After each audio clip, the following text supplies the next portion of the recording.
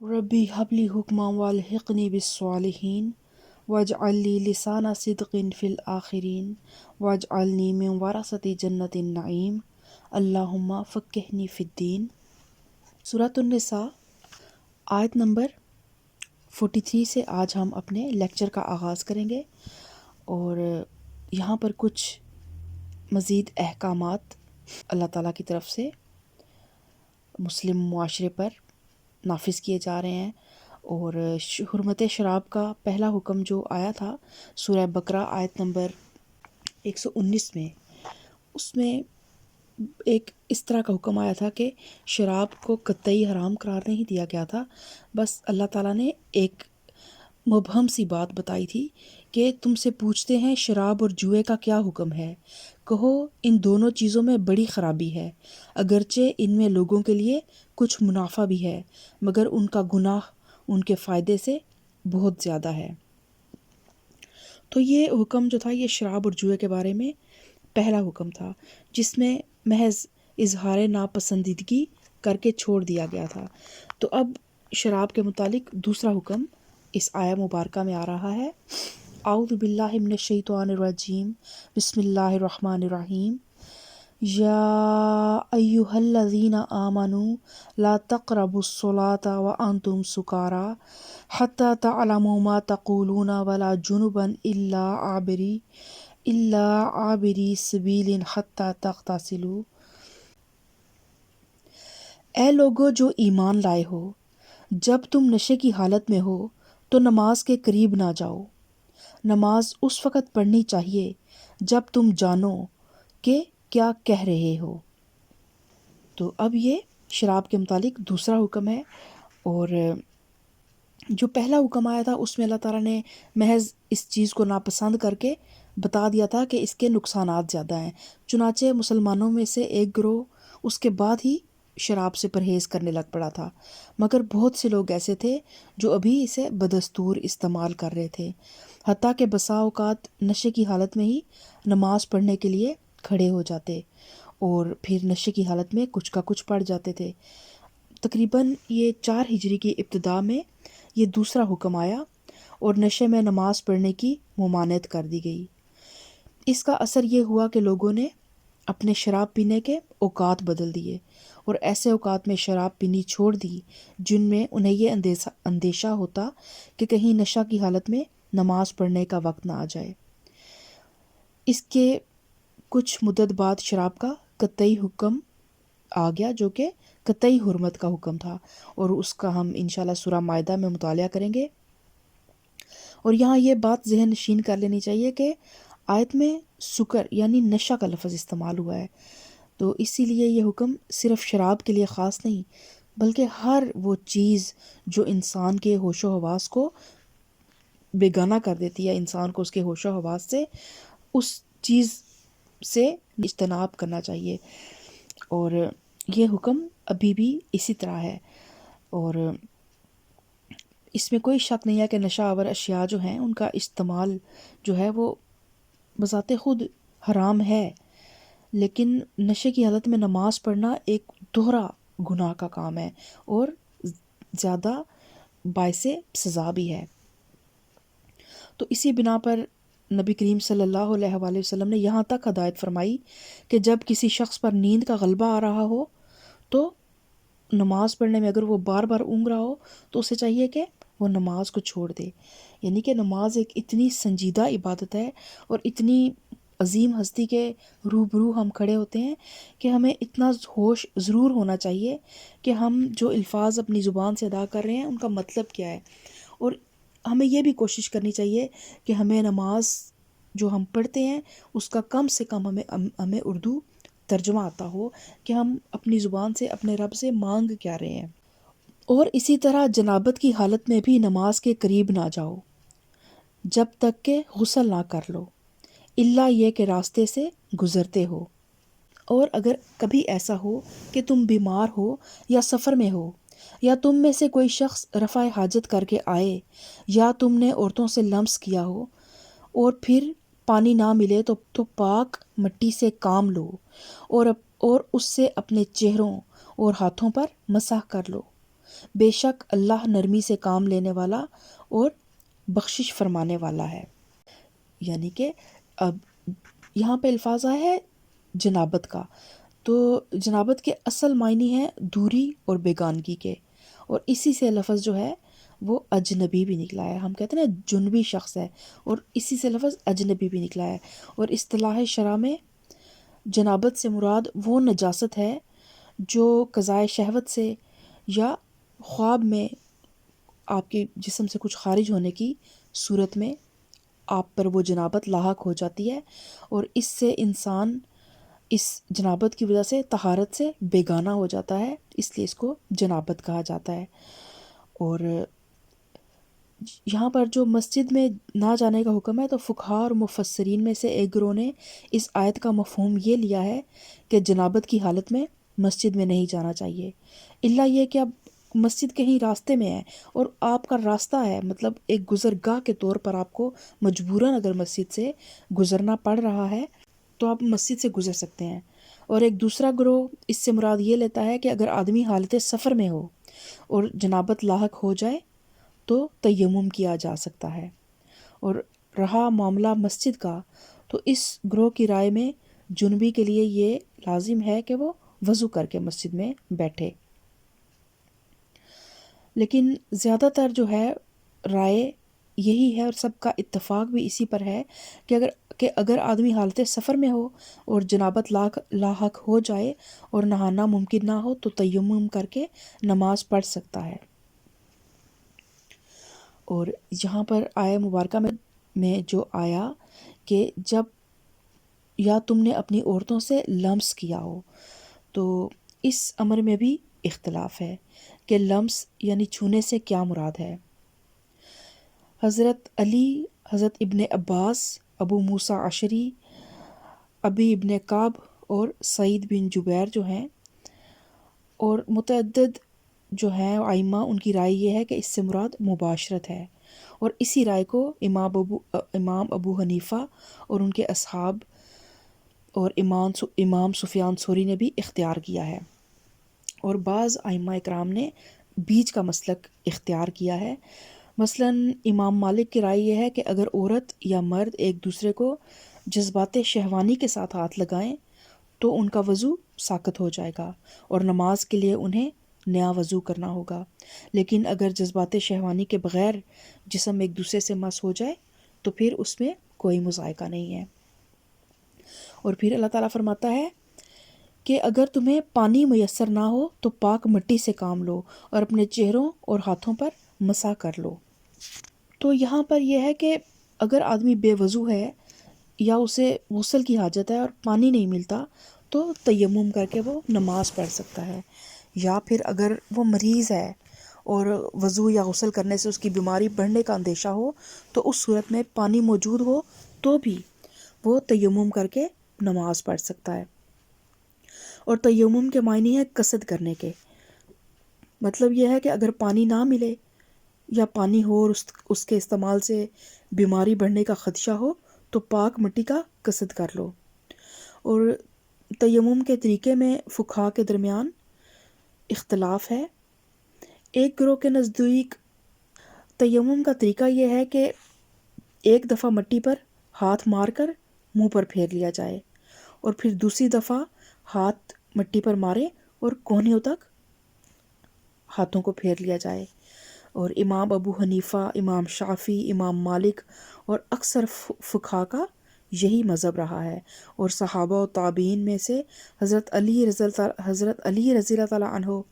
اور عبداللہ بن عمر، حسن بصری اور بہت سے صحابہ کرام بھی اسی کے قائل رہے۔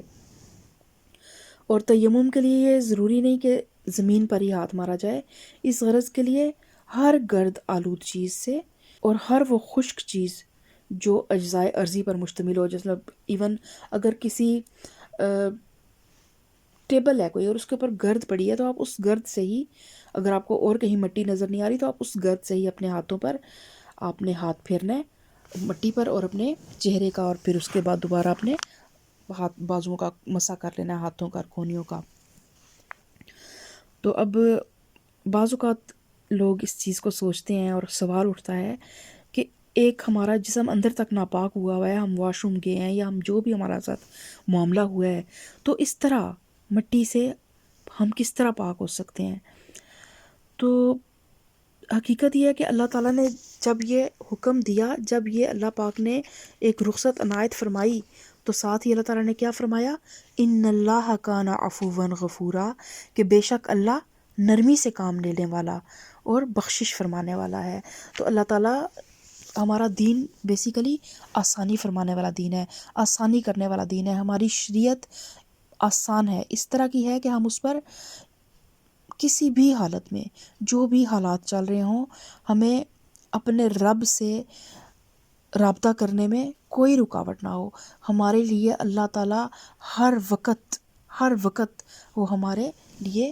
حاضر ہے، اور ہمیں بھی ہر وقت اس کی خدمت میں حاضر ہونے کے لیے کوئی بہانہ، کوئی رکاوٹ مانے نہیں ہونی چاہیے۔ تو یہ اللہ تعالیٰ کی حکمت ہے۔ اللہ تعالیٰ نے ہمیں مٹی سے پیدا کیا ہے، اور اللہ تعالیٰ کی حکیم اور دانا ذات ہی یہ بہتر سمجھ سکتی ہے کہ اس مٹی کو چہرے پر پھیر لینے سے کس طرح ہمیں پاکیزگی حاصل ہو جاتی ہے۔ تو ہمارے ایمان کا تقاضا یہی ہے کہ سمینا و اطانا، کہ ہم نے سنا اور ہم نے اطاعت کی۔ الم تر الی الذین اوتوا نصیبا من الکتاب یشترون الضلالۃ ویریدون ان تضلوا السبیل۔ تم نے ان لوگوں کو بھی دیکھا جنہیں کتاب کے علم کا کچھ حصہ دیا گیا ہے، وہ خود ضلالت کے خریدار بنے ہوئے ہیں اور چاہتے ہیں کہ تم بھی راہ گم کر دو۔ اللہ تمہارے دشمنوں کو خوب جانتا ہے، اور تمہاری حمایت اور مددگاری کے لیے اللہ ہی کافی ہے۔ تو علماء اہل کتاب کے متعلق قرآن پاک میں اکثر یہ الفاظ استعمال ہوئے ہیں کہ جنہیں کتاب کا کچھ حصہ دیا گیا تھا۔ تو انہیں کتاب کے علم کا کچھ حصہ دیا گیا، اس کا مطلب یہ ہے کہ اول تو انہوں نے کتاب کا جو حصہ انہیں ملا تھا نا، اس کو مکمل طور پہ وہ اپنے اندر ایبزورب بھی نہیں کر سکے، وہ اس کو مکمل طور پر لے ہی نہیں سکے، اس کو حاصل ہی نہیں کر سکے، اور کچھ حصہ انہوں نے خود گم کر دیا اپنی کوتاہیوں کی وجہ سے۔ اور پھر کچھ کتاب الہی میں سے ان کے پاس موجود تھا، جو کچھ بھی ان کے پاس موجود تھا، اس کی روح اور اس کے مقصد اور اس کے مدعا سے وہ بالکل بیگانہ ہو چکے تھے۔ ان کی تمام دلچسپیاں جو تھیں وہ محض لفظی بحثوں میں اور احکام اور جزیات اور عقائد کی فلسفیانہ پیچیدگیوں تک محدود تھیں۔ بس دین کو بحث برائے بحث اور ایک دوسرے پر یہ شو کرنے کے لیے کہ میرے پاس زیادہ نالج ہے، دین جو تھا وہ بس ایک نالج بن چکا تھا ان کے لیے، اور اس کے اندر سے روح ختم ہو چکی تھی۔ تو یہی وجہ ہے کہ وہ دین کی حقیقت سے ناآشنا تھے اور دینداری کے جوہر سے بالکل خالی ہو چکے تھے، اگرچہ وہ علماء دین بھی کہلائے جاتے تھے اور پیشوان ملت بھی کہلائے جاتے تھے۔ من الذین ہادوا یحرفون الکلم عن مواضعہ ویقولون سمعنا وعصینا واسمع غیر مسمع وراعنا لیا بألسنتہم وطعنا فی الدین۔ جو لوگ یہودی بن گئے ہیں ان میں کچھ لوگ ہیں جو الفاظ کو ان کے محل سے پھیر دیتے ہیں اور دین حق کے خلاف نیش زنی کرنے کے لیے اپنی زبانوں کو توڑ مروڑ کر کہتے ہیں سمعنا وعصینا، اسمع غیر مسمع اور رائنا۔ اور یہاں پہ اللہ تعالیٰ یہ نہیں فرما رہا کہ جو یہودی ہیں، بلکہ اللہ تعالیٰ نے فرمایا ہے کہ جو یہودی بن گئے ہیں، کیونکہ ابتدا میں تو وہ مسلمان ہی تھے، جس طرح ہر نبی کی امت اصل میں مسلمان ہوتی ہے، مگر بعد میں انہوں نے اپنے آپ کو صرف یہودی کہلوانا پسند کیا۔ اور پھر اللہ تعالیٰ فرماتا ہے کہ وہ الفاظ کو ان کے محل سے پھیر دیتے ہیں، یعنی اس کے تین مطلب ہیں۔ ایک یہ کہ اللہ کی کتاب جو ہے اس کے الفاظ میں رد و بدل کرتے ہیں، جو ان کے پاس اللہ تعالیٰ کی کتاب تھی تورات کی شکل میں، اس کے الفاظ میں رد و بدل، اس کے احکامات میں رد و بدل۔ دوسرے یہ کہ اپنی تعویلات سے، آیات کتاب کے معنی کچھ سے کچھ بنا دیتے ہیں، یعنی آیات تو ویسے کی ویسے رہتی ہیں لیکن اپنے مطلب کے من مانے معنی جو ہے نا وہ لوگوں تک پہنچاتے ہیں. جیسے انہوں نے اپنے دین میں سود کو ایک لوگوں سے اس چیز کو چھپایا کہ سود حرام ہے. اور تیسرے یہ کہ یہ لوگ محمد صلی اللہ علیہ وآلہ وسلم اور آپ کے پیروں کی صحبت میں آ کر ان کی باتیں سنتے ہیں اور واپس جا کر لوگوں کے سامنے غلط طریقے سے روایت کرتے ہیں. بات کچھ کہی جاتی ہے اور وہ اپنی شرارت سے کچھ کا کچھ بنا کر لوگوں میں مشہور کرتے ہیں تاکہ انہیں بدنام کیا جائے اور ان کے متعلق غلط فہمیاں پھیلا کر لوگوں کو اسلام کی طرف آنے سے روکا جائے. اور پھر اللہ تعالیٰ کہتا ہے کہ زبانوں کو توڑ مروڑ کر کہتے ہیں سمعنا و عصینا. تو سمینا کا مطلب ہے کہ ہم نے وہ جب آپ صلی اللہ علیہ وآلہ وسلم انہیں کوئی احکام سناتے تو وہ زور سے کہتے سمینا، جس کا مطلب ہے کہ ہم نے سن لیا. اور پھر آہستہ سے کہتے عصینا کہ ہم نے قبول نہیں کیا، یا کہتے اطعنا ہم نے قبول کیا، لیکن اس کا تلفظ وہ اس طرح زبان کو اس طرح لچکا کر کہتے کہ وہ عصینا بن جاتا. اور دوران گفتگو جب نبی کریم صلی اللہ علیہ وآلہ وسلم کوئی بات کہنا چاہتے تو وہ کہتے اسما، یعنی کہ وہ کہتے سنیے، اور پھر ساتھ ہی وہ کہتے غیر مسمعین. اور اس کا مطلب یہ تھا کہ آپ اس قابل نہیں ہیں کہ آپ کو کوئی بات سنائی جائے، اور ایک مطلب یہ ہے کہ اللہ کرے تم بہرے ہو جاؤ. اور اس طرح وہ رائنا کا لفظ بھی استعمال کرتے تھے نبی کریم صلی اللہ علیہ وآلہ وسلم کو بلانے کے لیے، اور اس کا مطلب تھا کہ اے ہمارے چرواہے. تو اللہ تعالیٰ نے ان کی اس بات کو قرآن میں کھول کھول کر بتا دیا کہ کس طرح وہ منافقت برتتے ہیں آپ صلی اللہ علیہ وآلہ وسلم کے ساتھ اور آپ کی جماعت کے ساتھ. تو اللہ تعالیٰ فرماتا ہے وَلَوْ أَنَّهُمْ قَالُوا اسْمِعْنَا وَأَطَعْنَا وَاسْمَعْ وَانظُرْنَا لَكَانَ خَيْرًا لَهُمْ وَأَقْوَمَ وَلَكِنْ لَعَنَهُمُ اللَّهُ بِكُفْرِهِمْ فَلَا يُؤْمِنُونَ إِلَّا قَلِيلًا. حالانکہ اگر وہ کہتے سمعنا و اطعنا اور اسمع اور انظرنا تو یہ انہی کے لیے بہتر تھا اور زیادہ راست بازی کا طریقہ تھا، مگر ان پر تو ان کی باطل پرستی کی بدولت اللہ کی پھٹکار پڑی ہوئی ہے، اس لیے وہ کم ہی ایمان لاتے ہیں. تو آج کا لیکچر ہمارا یہیں تک تھا، اور کچھ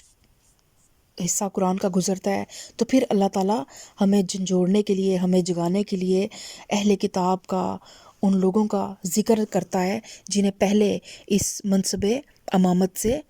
نوازا گیا تھا. تو انہوں نے جو غلطیاں کیں کہ انہوں نے سن تو لیا لیکن پھر اپنے کانوں میں مار لیا، سن تو لیا لیکن اس پہ عمل نہیں کیا. وہ صرف اپنی زبان سے کہتے تھے نا سمینا و عصینا، لیکن ہم اپنے عمل سے آج امت مسلمہ اپنے جو بھی اس قرآن کی ان آیات سے گزرے وہ اپنے دل کو ٹٹولے اور دیکھے کہ کیا وہ تو ایسے نہیں کہتا کہ وہ سمینا و عصینا، کہ ہم نے سن تو لیا لیکن ہم نے بھلا دیا. تو اللہ تعالیٰ ہم سب کو قرآن کو سننے، اس کو سمجھنے، اس پہ عمل کرنے کی توفیق عطا فرمائے.